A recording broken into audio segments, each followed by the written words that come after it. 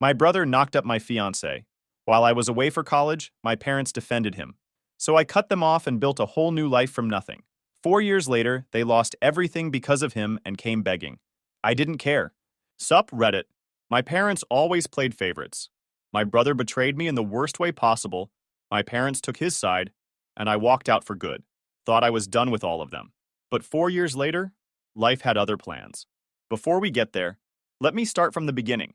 You ever grow up in a house where you know, from day one, you're the background character? That was me. My name's Leo, older brother, straight A kid, quiet, did my homework, stayed out of trouble. Then there was my little brother Logan, golden boy, future president slash doctor slash gift to humanity, if you ask my parents. We lived in this regular suburban neighborhood. White fence, tiny backyard, 2 cars in the driveway. From the outside, we looked like the picture-perfect family. Inside, whole different story. Let me give you a taste. When I turned 16, my parents got me this used bike from Craigslist. $100 cash, rusty chain, seat tilted like it survived a tornado. Dad handed it over with a smile like he was giving me the keys to the city. Be responsible with it, Leo, he said, all serious. I nodded because what else was I supposed to do? Ride off into the sunset on my squeaky two-wheeler? 2 years later, Logan hits 16. My parents hand him keys to a brand new Honda Civic. I'm not joking. Red bow on top, balloons, cake with Sweet 16 Logan, written in blue frosting. Neighbors came over to see it like we were unveiling a new Tesla. Dad gave this big speech about how Logan needs a reliable car for school and sports. Yeah, because my wobbly seat bike was doing just fine for me, right?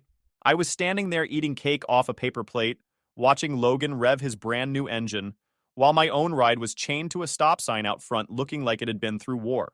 Mom snapped pictures like Logan just won a Nobel Prize. Not one single picture of me on my birthday with the Craigslist bike. That's how it always was. I remember this one afternoon perfectly. I was maybe 14. Logan broke a window playing baseball in the yard. He cried, Mom hugged him, Dad called it an accident. Month later, I forgot to empty the dishwasher before bed. Dad gave me a whole speech about responsibility like I'd knocked over a bank. So yeah, I learned early my role in the family was basically unpaid intern. Meanwhile, Logan was treated like a visiting celebrity. He got out of chores, out of trouble, out of any situation that required accountability. Mom said it was because he's special, and boys like him need support. Funny how that support always came with cash, gifts, and second chances. Me? I kept my head down and stayed busy.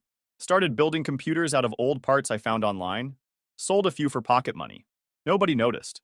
Mom walked past my room once while I had a whole motherboard spread out on the desk. She didn't even ask what I was doing. By the time college started creeping up, I didn't even bother talking about my plans at dinner. I was grinding through applications on my own, while Mom and Dad were busy figuring out which med school Logan should aim for. Kid hadn't even passed high school biology yet, by the way. So yeah, by the time senior year rolled around, I already knew the score. Some kids grow up with parents who cheer them on no matter what. Some grow up with parents who pick a favorite and never look back. Guess which one I got? And man, that birthday thing? That was just the opening act. By the time I hit senior year, the favoritism wasn't even subtle anymore. It was basically a family tradition. Take the Florida trip, for example. Mom had been talking about it for months. We were finally going to have a family vacation. The plan was beaches, seafood, a few days to relax before everything got busy with college stuff. I'd been saving money from my grocery job so I could actually buy souvenirs, or maybe rent a jet ski for an hour. I was looking forward to it. Then Logan announced he had football conditioning the same week. Not a game, not tryouts. Conditioning. Running laps, lifting weights, drinking Gatorade. Nothing that couldn't wait a week. Suddenly, the entire trip was up in the air. That's what Mom called it. By the next morning, it was postponed indefinitely, which in our family meant never happening. Logan can't miss this, Mom told me at breakfast, like it was the Olympics. College scouts look at dedication. Dedication? The kid played JV linebacker at a school where the football team lost every game by 20 points. Nobody was scouting anything except maybe how fast he could fumble. I didn't even argue. What was the point? We all knew if it was me with the scheduling conflict, Mom would have said, "You can skip it once, Leo." Family comes first. Not for Logan, though. For him, family came second, maybe third. Somewhere after sports and whatever new girl he was texting that week, Dad just shrugged like the decision was obvious. "We'll do the trip another time," he said, not even looking up from his coffee. He said it like we were the kind of family that rescheduled things. We weren't. So yeah, goodbye, Florida. Hello, another summer at home, watching Logan jog in circles while the rest of us sat in metal bleachers like supportive extras in the Logan show. The thing is, after a while, you stop being surprised. Like when I started dating Violet around the same time. Met her when she was cutting my hair at this little salon near the grocery store. She was smart, funny, working 2 jobs while finishing high school. The kind of girl who planned ahead, saved money, talked about wanting to own her own salon someday. We hit it off fast. I brought her to the house once, just to say hi before we went to grab dinner. Mom barely looked up from whatever she was cooking. Is this your friend? She asked. Girlfriend, I corrected. Oh, Mom said, like she hadn't heard me right. Then she turned to Logan to ask about his practice schedule. That was the entire conversation. Meanwhile, every girl Logan dated got the red carpet treatment. Home-cooked meals, big introductions, Mom asking about their hobbies and life goals like she was interviewing them for a reality show. But Violet? She was just some girl until, well, we'll get to that part later. By the time graduation rolled around, I'd stopped trying to get noticed.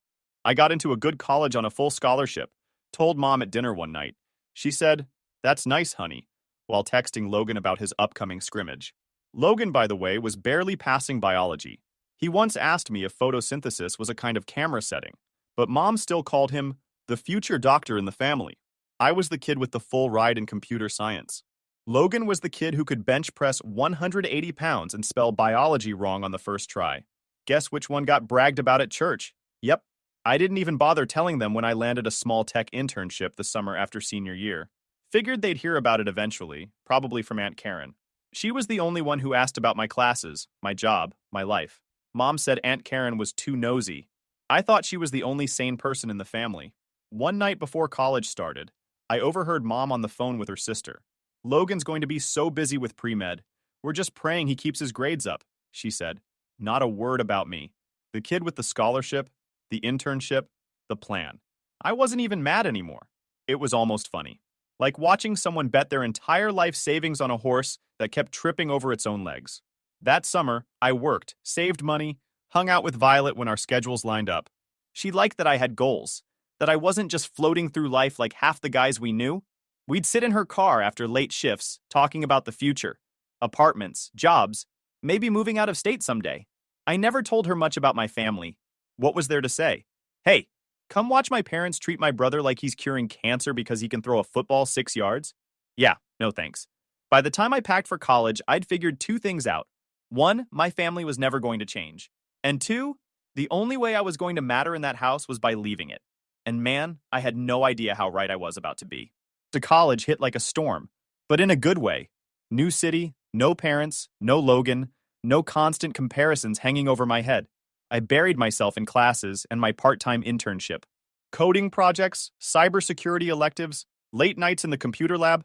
It was exhausting, but for the first time, it felt like I was building something that was mine. Violet stayed back in our hometown. She was juggling the salon job and community college, saving money like her life depended on it. We made it work with video calls, weekend visits, when I could scrape together the gas money.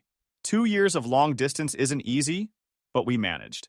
She was the one person who actually believed in what I was doing, never once complained about the hours or the distance. By the end of sophomore year, I had enough savings from internships and part-time gigs to buy a simple ring. Nothing flashy, but nice enough to show I'd actually planned for this. I proposed to her in this small park near her apartment, just the 2 of us. She cried, said yes, hugged me like she was scared I'd disappear. For a moment, it felt like my life was finally on the right track. And here's the twist. My parents suddenly started acting like Violet mattered. Mom asked about wedding plans, what kind of dress Violet liked, where we might have the ceremony. Dad even nodded approvingly when I mentioned we were looking at small venues after I graduated. For the first time, it seemed like maybe, just maybe, they were going to see me instead of Logan. I should have known better. Thanksgiving break rolled around. Late November. I was planning to tell everyone about the wedding date, maybe share some good news about the internship turning into a potential job offer. I drove home thinking this was finally going to be a normal holiday. Then I got a text from Violet. Violet, we need to talk. Starbucks? Please? It's important. That pit in your stomach feeling? Yeah, I had it the second I read that, but I told myself it was probably just wedding stress. She was already at a corner table when I walked in, holding her coffee like it was keeping her alive. Wouldn't even look at me. I sat down. What's going on? She took a shaky breath. I'm pregnant. I froze. A million thoughts hit me at once. But before I could even figure out what to say, she kept talking. It's Logan's. I swear the entire cafe went silent, even though it didn't. She said more words after that, but I barely heard any of it.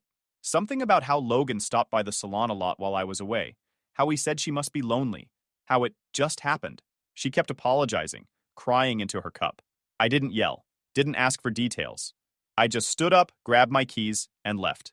The drive home was a blur. When I walked into the house, there they were. Mom pacing, Dad standing by the window with his arms crossed. Logan sitting on the couch like a little kid waiting for his report card. Nobody said anything at first. Finally, I looked straight at Logan. You want to explain this? He mumbled something into his chest. Speak up! I snapped, my voice echoing in the room.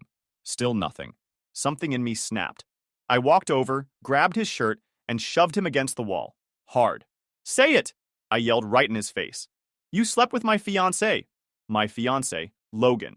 He just stared at the floor like a coward. Not a word. Not even a sorry. Mom screamed, Leo, stop it! Let him go! Dad barked my name like I was the problem here. I kept my fist on Logan's shirt, breathing heavy, waiting for him to look at me, to say anything, but he wouldn't even lift his head. You ruin everything, I said through my teeth, and they still protect you. Mom was yelling now.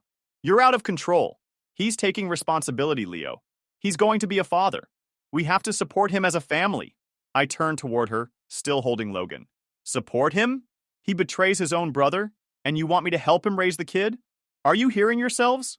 Dad finally stepped forward like he was going to break it up. Let him go, Leo. You need to calm down. Calm down. Right. He sighed like I was the problem. They're young. Mistakes happen. If you really care about Violet, you'll let her go. Let her go. Just like that. Like she was some jacket I didn't need anymore. I shoved Logan back one more time before letting go. He stumbled but still said nothing. You know what? I said, pointing at all of them. You made your choice. It's him. It's always been him. Mom was crying, Dad was angry, Logan was silent, and I was done. They didn't try to stop me. Probably thought I'd cool off and come back like nothing happened. But when I drove off that night, I knew I was done for real. Back at school, I changed my number, deleted every photo, every message, blocked all of them except Aunt Karen. She was the only one who ever treated me like a person. When friends asked about the wedding, I just said, it's off. Don't ask. Then I threw myself into work and classes like nothing else existed. Because at that point, nothing else did. Next morning, I went heads down. Classes, coding projects, my internship, it all filled the space where family used to be. Then I got busy. Classes, coding projects, my internship, it all filled the space where family used to be. I didn't talk about what happened. Not to friends, not to professors, not to anyone. When people asked about the wedding, I just said, it's off, and left it at that. Days blurred into weeks, weeks into months. Wake up code, eat when I remembered, sleep when I crashed. Repeat. One professor, Dr. Adams, started noticing how much time I was spending in the lab. One afternoon, he walked over while I was debugging some security scripts. You ever think about doing research? He asked. I shrugged. What kind? Cybersecurity, he said. Pen testing, vulnerability scans, encryption systems. I could use the help. Can't pay you, but it'll look good on your resume. I didn't even hesitate. I'm in. From then on, every free hour I had went into that lab. Learned more in 3 months than I had in 2 years of classes.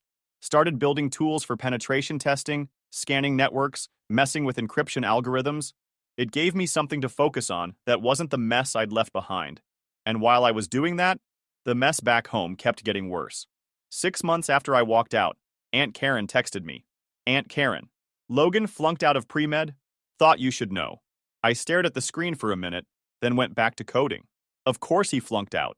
Kid barely passed high school biology. Med school was always Dad's dream, not his. But Mom and Dad had acted like he was the second coming of Einstein. Now it was over before it even started. A week later, Aunt Karen called. He didn't tell them until after it was official, she said. Whole semester of failing grades before he came clean. Your mom cried for 2 days. Your dad blamed the professors. I almost laughed. Classic. Quick pause, fellas. YouTube just dropped this new hype feature. If you're hooked on this story, smash that hype button. It tells YouTube this video deserves to blow up, and it keeps even crazier stories coming your way. Thanks so much for your support. All right, back to the drama. Nothing was ever Logan's fault. Apparently, he moved back home after that. Mom said he needed time to figure things out. Dad started talking about second chances. By late summer, about 9 months after Thanksgiving, Violet had the baby and was raising her mostly on her own. Logan helped when Mom nagged him, but that was about it. Aunt Karen kept me updated whether I asked or not. Logan tried working at a car wash for 2 weeks. Quit because the manager didn't respect him. Tried community college for a semester. Dropped out halfway through. Got a job delivering pizzas. Lasted a month. Mom kept saying he was finding himself. By senior year, I had job offers coming in. One startup especially liked the security tools I'd built with Dr. Adams. Offered me a junior developer position with equity if I joined after graduation. It wasn't big money at first, but it was a real shot at building something from the ground up. So I took it. Packed my stuff after graduation and moved 3 hours away to a small apartment in the city. Mattress on the floor, 2 plates in the cabinet, laptop on a card table for a desk. Nothing fancy, but it was mine. First few months were brutal. 12-hour workdays, living on cheap takeout, learning a million things at once. But I didn't care. Every line of code I wrote pushed me further from the life I left behind. Meanwhile, Aunt Karen kept the updates coming. Logan's talking about starting a business, she said once. Some online thing. Your parents are thinking about helping him with the money. I didn't even respond. Couple months later, he borrowed $40,000 from some loan place for that business. It failed in a month. I asked how my parents got involved. They helped cover the debt, she said. Sold some investments. Your dad's retirement account. So they were still cleaning up his messes. Same as always. But here's the thing. By then, it didn't make me mad anymore. I wasn't even surprised. It was like watching a movie you'd already seen 10 times. You know exactly how it ends. The only difference now was that I wasn't in it. While they were selling off pieces of their lives to keep Logan afloat, I was learning how to build mine from scratch. Writing software, shipping updates, signing my first real lease on a bigger apartment.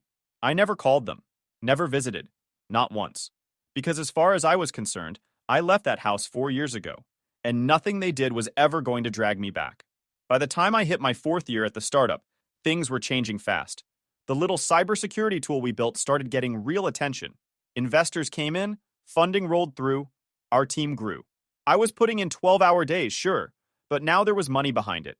My title changed from junior developer to lead developer after the original guy left for another company. Suddenly, I was running a team, making decisions, shipping updates people actually cared about. My apartment got an upgrade too. Bigger place, decent view, real furniture instead of the card table and mattress setup. Bought a used Toyota that didn't break down every other week. It wasn't luxury, but it felt like I was finally moving forward. And while all this was happening, Aunt Karen kept me updated on the circus back home. Your parents sold the house, she told me one night over the phone. I almost dropped my fork. What? Why? Debt, she said. Logan's business loan, your dad's medical bills. It was too much. Dad had been in and out of the hospital twice already that year. Heart problems. Stress wasn't helping. Aunt Karen said Mom cried when they signed the papers to sell the house. Moved into some 2-bedroom apartment on the edge of town. Of course, Logan moved in with them. What about Violet? I asked. She's still raising the baby, Aunt Karen said, mostly on her own. Logan helps when your mom forces him to. So nothing new there. A month later, Aunt Karen texted, Logan quit his job at Target, said the manager was disrespectful again. 2 weeks after that, Logan talking about a new business idea. Wants your parents to invest. I didn't even reply, because I knew exactly how that would go. Sure enough, couple months later, she called me. He convinced them to give him what was left of their savings, she said. Some resale thing, flipping electronics online. It failed before it even started. I just shook my head. Same story, different day. But then she told me something that hit different. Your dad's back in the hospital, she said. Another heart episode. I leaned back in my chair. Is he okay? Stable, she said. But the stress isn't helping. Of course it wasn't.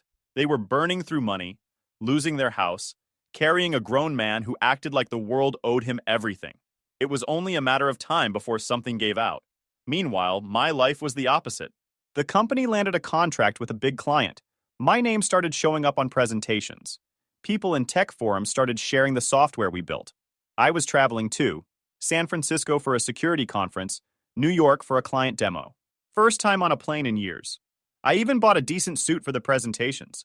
While I was out there pitching security solutions to Fortune 500 companies, Logan was back home arguing with Mom about why she couldn't lend him gas money. Aunt Karen sent me screenshots once. Logan complaining in the family group chat about how people don't support his dreams. My parents defending him like always. Mom said, he just needs time. Time. He was 24 with nothing to his name except debt and a kid he barely saw. One night, Aunt Karen called, sounding annoyed. He asked your parents to co-sign another loan, she said. They said no this time. He threw a fit. Full tantrum. What happened after? I asked. They gave in, she said flatly. Sold their car this time? I laughed, but there was nothing funny about it. They're taking the bus now, she added. I sat there quiet for a moment. The same parents who told me to be independent, who ignored every good thing I ever did, were selling cars and houses to keep Logan afloat while he sank deeper. At some point, it stopped making me angry.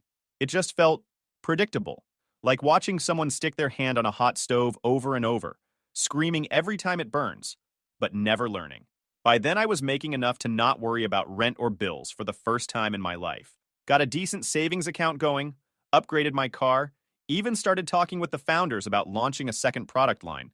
My name was on patent filings, mostly provisional applications, on client decks, and in small tech blogs. Aunt Karen told me Mom cried after they sold the car. Not because of the car itself, but because she finally admitted out loud that there wasn't anything big left to sell. Nothing except a few personal keepsakes. But even then, she still defended him. He's trying, she told Aunt Karen. He just needs one thing to work out. Yeah, sure. Every time I heard another update, it was like watching a storm wreck the same house over and over while the owners just kept rebuilding with cardboard. And I knew it was only going to get worse from here. Then one night, my phone lit up with a number I didn't recognize. I almost let it go to voicemail, but something told me to pick up. Hello? Leo. It's me. Mom's voice, shaky, like she'd been crying. I froze for a second. How did you get this number? Aunt Karen, she said quickly. Please don't hang up. We need to talk. My first instinct was to hang up right then. 4 years of silence, and now this? But I didn't. What do you want? I said flatly. She took a breath, like she was bracing herself. Leo, things have been difficult. Difficult. That was the word she picked after everything they'd done. She kept talking. Your father's health isn't good. He's been to the hospital twice this year. And we had to sell the car after the house. There's nothing left. I leaned back in my chair. Why are you telling me this? Her voice cracked. Because we need your help. We can't keep up with the bills. Your father can't work anymore. Logan he's trying, but trying? I cut in. He's 24. When exactly does he stop trying and start actually doing something? She didn't answer right away. He just needs another chance. Another chance. Same story, different day. Let me get this straight, I said. You're broke because you sold your house, your car, your savings. All for him. And now you want me to fix it? We're your parents, she snapped suddenly. Like that settled everything. And I was your son? I shot back. The one you told to let Violet go? The one you ignored every single time Logan screwed up, and I didn't. Silence. I could hear her breathing, shaky and uneven. Leo, please, she said finally, softer now. Your father's sick. We have nothing left. We need you. I felt my jaw tighten. All I could picture was that night years ago. The shouting, the betrayal. Logan sitting there silent while they told me to support him as a family. You made your choice, I said, voice low but steady. It was always him, not me. That's not fair. It's the truth. I cut her off. She didn't speak after that. Just quiet breathing on the other end of the line. I let the silence hang there for a few seconds before finishing it. I have nothing for you, I said. Goodbye, Mom. Then I hung up. My hands were shaking as I set the phone down. For the first time in years, I didn't know what to feel. Not anger, not sadness. Just empty. Next day, Aunt Karen called. I heard your mom reached out, she said. Yeah, I muttered. She's desperate, Leo. They've got nothing left. Your dad's health is getting worse, and Logan... Aunt Karen sighed. Logan's still Logan. Meaning what? I asked. Meaning he's sitting on the couch while your mom works part-time at the grocery store to keep the lights on. He's talking about some new business idea again. I laughed bitterly. Let me guess.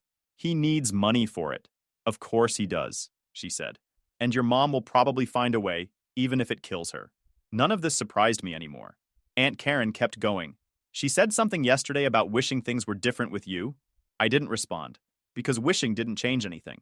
Over the next few weeks, the updates kept coming whether I wanted them or not. With the same failed business still bleeding, Logan talked them into selling what little jewelry Mom had left to stabilize cash flow. It didn't. 3 weeks later, we shut it down for good. It collapsed in 3 weeks. Then Dad ended up back in the hospital again. Aunt Karen said the stress was eating him alive. Mom told her she didn't know what they'd do next. Bills were stacking up, car gone, house gone, retirement gone. Logan, of course, blamed everyone but himself. Said his partners didn't deliver. Said the market was bad. Said he just needed one break. Same lines he'd been using for years. Meanwhile, I was busier than ever. Our company was about to roll out a massive software update. Investors were lining up for the next round of funding. I barely had time to eat some days, let alone think about the mess back home. But late at night, when things finally went quiet, I kept hearing Mom's voice in my head. Your father's sick. We need you. I told myself it wasn't my problem. Because it wasn't.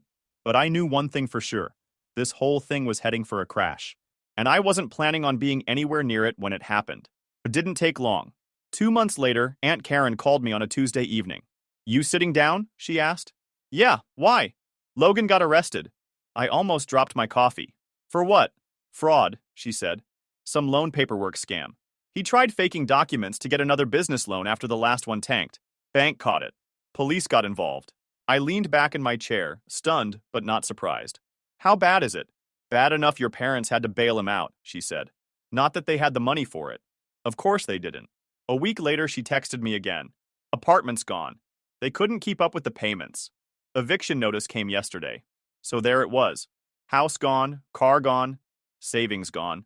Now the apartment too. They're moving into some cheap rental across town, Aunt Karen said. Place barely has running water, as running. And Logan, I asked? Sleeping on their couch, whining about how the system is against him, she said. I shook my head. Same script, same actor. Then came the part that almost made me laugh out loud.